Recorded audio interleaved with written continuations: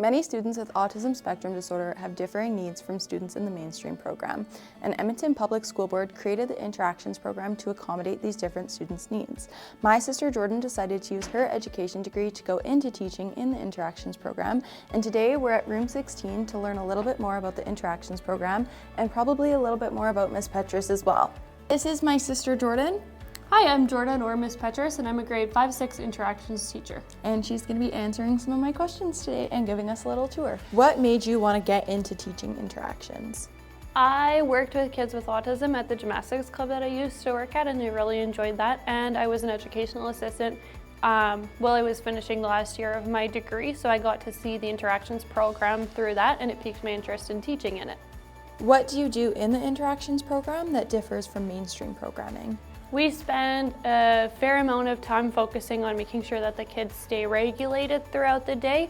We also focus on literacy and numeracy rather than all 4 core subjects. We integrate the other subjects through literacy and numeracy activities, and we take a lot of breaks throughout the day. So a schedule typically looks like an academic activity and then a break and then another academic activity. And an overall goal of the program is to improve kids' communication and social interaction skills. What do you have and what do you do around your classroom to accommodate your students? We have a visual schedule to always remind kids of what's coming next. The expectations are posted on the wall.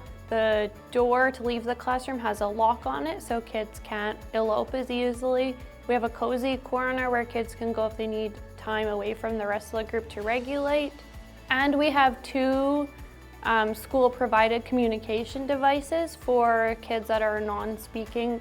If they ever forget their device at home or if they don't have one yet, they can use ours, and it makes it easier for us to model for them. Awesome, let's go take a look around. When you first come in the room, our door has a locking system on it to help prevent students from eloping. The door also has pictures of locations that we go to throughout the day. I have adapted seating in the room. We have rocking chairs and normal chairs. We have classroom created expectations up on the wall, as well as the cozy corner if students ever need a break from the rest of the group to help them regulate. At the carpet, we have more adapted seating. We have our calendar area and our visual schedule to remind students of what's coming throughout the day, as well as our word wall.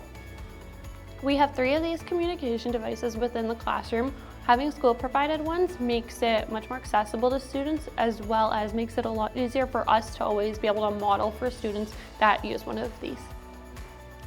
Lastly, I just want to ask you what you love about being an interactions teacher. I love that in interactions we celebrate every win from our students, no matter how small it is.